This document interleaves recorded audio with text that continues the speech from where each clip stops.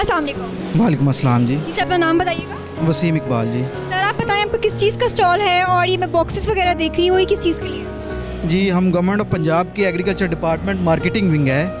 ये बॉक्सेस जो हैं बेसिकली ये फार्मर्स की अवेयरनेस के लिए हैं कि फार्मर्स अगर अपने प्रोड्यूस को इन कॉर्बेटेड बॉक्सेस में लाएंगे, एक तो उनकी प्रोड्यूस का जो लॉसेस हैं वो भी कम होंगे और प्राइस जो है वो भी उनको अच्छी मिलेगी।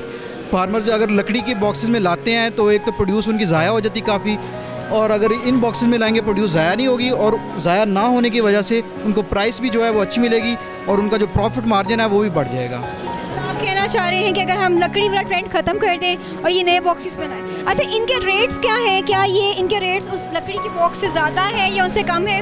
लकड़ी के बॉक्सेस से कुछ ज़्यादा होंगे, लेकिन जब आप इसकी कॉस्ट बेनिफिट रेशो निकालते हैं तो जो आपको फ़ायदा बेनिफिट होगा इसकी फ्रूट ज़ाया होने से या वेजिटेबल ज़ाया होने से, वो इससे कहीं ज़्यादा है जब आप लकड़ी के बॉक्सेस में जाते हैं। क्या रेंज है आपके पास बॉक्सेस की, कितने से लेके कितने तक है?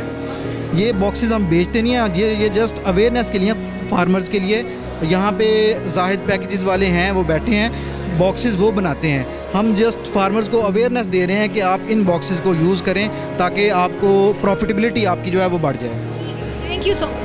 जैसा कि आपने देखा कि ये कह रहे हैं कि अगर हम लकड़ी के बॉक्सेस को ख़त्म करके, वो ट्रेंड ख़त्म करके अगर हम इन बॉक्सेस को यूज़ करें तो इसमें ये है कि फ्रूट ज़ाया भी नहीं होते, ख़राब भी नहीं होते और सेफ़ रहते हैं, और इसकी कॉस्ट कोई इतनी ज़्यादा नहीं है। इसमें जो है फ्रूट जो है वो सेफ़ रहते हैं, मतलब वो जैसे होता है फल नरम हो जाता है या किसी वजह से ज़ाया होता है, तो इसमें जो है उस चीज़ से आप बच सकते हैं ताकि नुकसान भी आपका कम हो।